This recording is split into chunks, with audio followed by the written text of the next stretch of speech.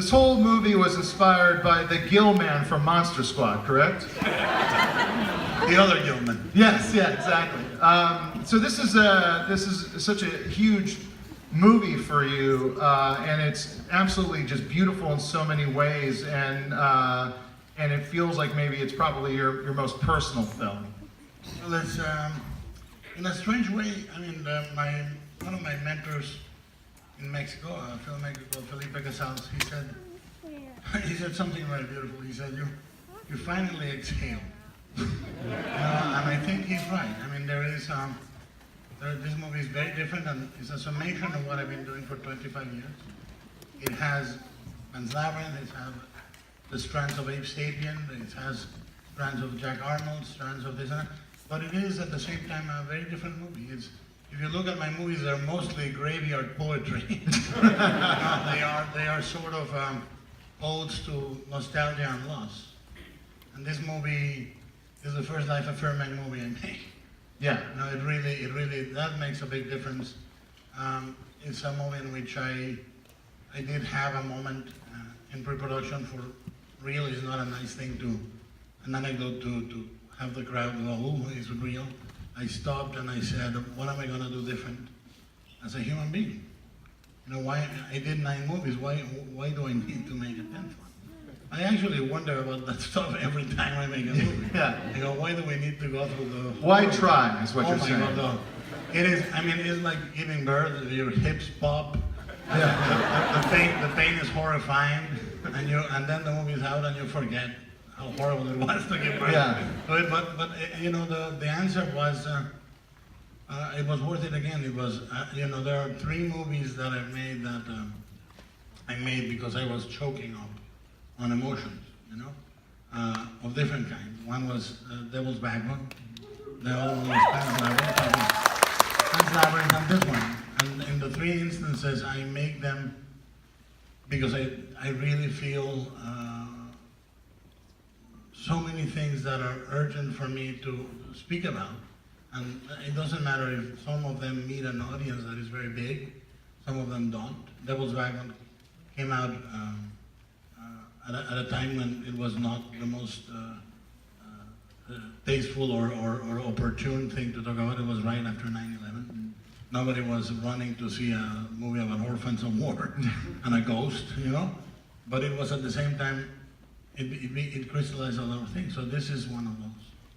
Yeah, it's very poetic, and you've always had a bit of poetry in your movies, but this one almost, it feels that it has the rhythm and the style of just an epic love poem. And well, I wanted very much to, everything about the movie, I wanted it to feel like a song that you could sing on your way out of the theater, that you could evoke it with that spirit, like, you know, that song that pops on the radio when you're riding on a convertible on PCH. yeah, And you crank Cut My Life into Pieces by Papa Roach. Yeah, you crank it up, yeah.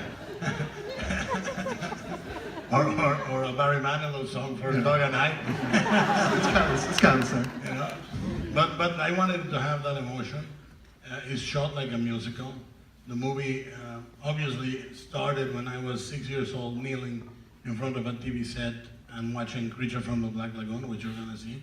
So I've heard you say that before, that you were watching Creature from the Black Lagoon as a 6-year-old. Yeah. And was it really a 6-year-old you thinking that in the end, like you're like, I wish they fucked? No. No, because I didn't know what that was. Yeah. If I had known, I started thinking shortly thereafter, but not that I was still naive about the ways of the world. But I did feel almost a vertigo with the image you're gonna see where it swims underneath Julie Adams. I thought it was so beautiful. And I started drawing the creature obsessively as a kid. Eating ice cream in a double bicycle with Julie Adams. And I started, it is in fact my favorite monster suit ever made. Milicent Patrick, I think, did something there that was magical, you know? And it is in a strange way a very a very feminine, masculine creature. Milicent Patrick injected it with a beauty and a sensuality that you don't see. My favorite monsters are The Creature of Frankenstein by Jack Pierce, which is wonderful, the Gill-man, and the Xenomorph that was designed by Giger. But they are so completely, the alien is as phallic as you can get. Yes, almost every part of it. It is, literally. The Jack Pierce makeup is basically a Catholic martyr. Yeah. It's a martyr figure, the figure of a martyr in a church. And this has it's such a beauty. There's such a beauty and sensuality. Yeah, and so did you feel that with your monster, like Doug was able to bring that sensuality to and that sounds silly when I say that, but it's like, is that something that you really felt Doug could pull off? Supposedly, it's like you are you have a slim stature, but on top of that, you did give a very like you said, it was a masculine, feminine kind of performance. It was very different. We did everything about it. Obviously, there are techniques that we essayed on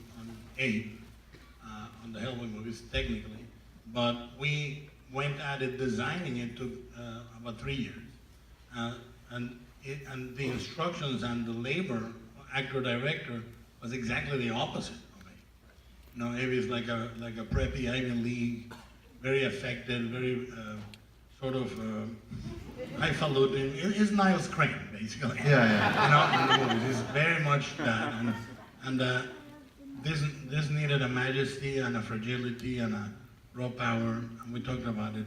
And I knew Doug had in him, not because we had gone disco dancing and I saw him execute a particular bump. It was just that he's a fabulous actor. Doug's a great actor. Yes.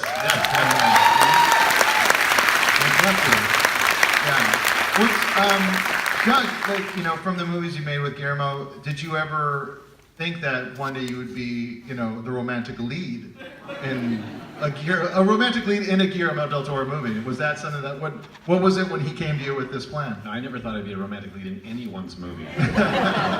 So this was not even yours. You'd be like, no, unrealistic. If I wrote it myself, I wouldn't buy it. Yeah. But having done 7 projects with him, 6 movies and TV show now, and 12 creatures within those projects, this one was different. This one was different, and it meant, I could tell it meant more to him personally, and it meant more to me personally.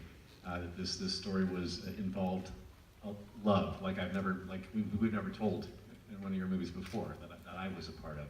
So, and to express that love story without uttering one word with my co-star Sally Hawkins. Sally Hawkins, was she not a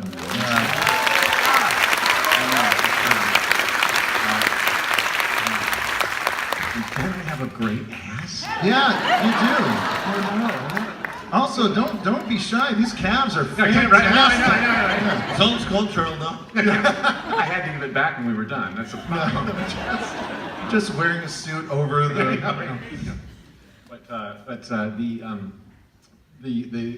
The gift that Guillermo gave us was rehearsal time ahead of time.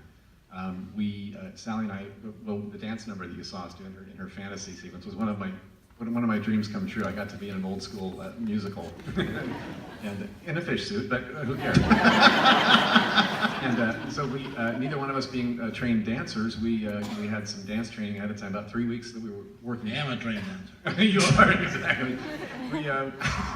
So we worked on choreography about 3 weeks ahead of filming, and during that time we got to know each other very well. When you build trust when you're doing twirls and spins and turns and lifts and dips with somebody. And during that time too, breaks, sitting on a dance floor with a mirror in front of us, just talking about life and love and our fears and our joys and giggling and even crying together. Sally and I got to know each other very well. So we could then translate that relationship, that trust, that really affection that we had for each other, and turn that into a nonverbal communication that involved that glance in the eyes, that touch of the hands, that understood each other. Yeah, definitely. It did definitely feel there was just like you guys had already known each other. That was, which is always that really neat sign in any kind of love story, where it's just like, oh, they've been together in some way, in some, part of the timeline before. And so Guillermo, there was this feels like a classic movie. It's without it. It just feels like it could be from any time. And so what are some of the old classic movies outside of Creature from the Black Lagoon that you kind of pulled from? And you show some of them on the TV. I didn't watch a single Creature movie at all. I mean, when I say Creature from the Black Lagoon, I also think it's very, very important for me as a kid, which happens later. Creature Walks Among Us, because it's such a surreal, sad, aching, fringe, mad masterpiece.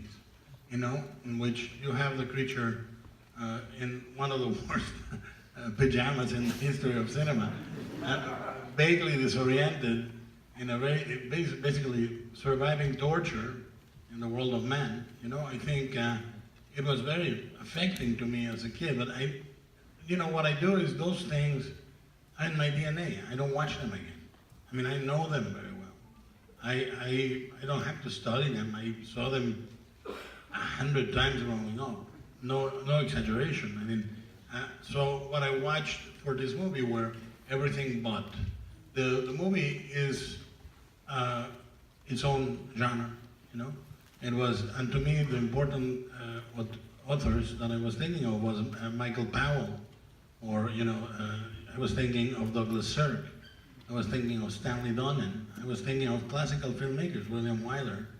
The staging is very, very classic, and there's no postmodern reference, no, I studied obviously the musicals, the style of the cinematography of the Fred Astaire musicals, but the Crane narrative is from Stanley Donen, or Minelli, So those are the movies I was watching in preparation for the movie. I was not watching anything with any creature.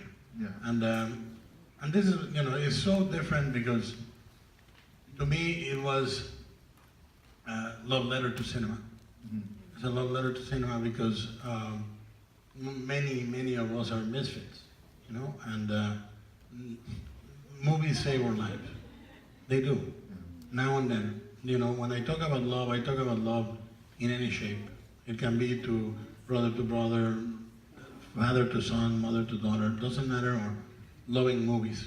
And movies have been such a passion, and many times, if you are a storyteller, and you tend to not be the cheeriest person in the room. Yeah. You're gonna have very dark times, and I've had them, and movies often have pulled me back. And the reason that the movie is not an homage to great movies, meaning they're not showing Citizen Kane in the theater, is because those Sunday movies, quote unquote, are the ones that save your life. Mm-hmm. The ones that you see in a double programmer, the one comedy, is like the ending of Sullivan's Travels, in Preston Sturges' movie, where at the darkest moment you can watch a Mickey Mouse cartoon and a Frank Capra movie, something that is lighter in tone or unexpectedly moving, and it lifts you up. Yeah, those, and I heard you, I think, refer to the kind of movies that when they're on TV, you have to just stop and watch them. You call them one-sock movies. One-sock movies, which has another, in Australia, they call one-sock movies another type of movie. Oh, that's disgusting. But, what I was, that term actually came from, because you're getting dressed and you go by the TV and X movie is playing. For me, it can be Frankenheimer's Ronin, it can be The Road Warrior, it can be, and you sit down in the bed with your sock in your hand, getting ready to go to ready to put it on your foot. Yeah, well, absolutely, to the foot, yeah. And you never put it on. Yeah. Those are one-sock movies. And that's what I truly feel that Shape of Water is like going to become that kind of movie. It's just this movie that's going to be like on. It opens in Australia this week. We'll see. Got a lot of weirdos down there. I love Australia. I wish I could do that.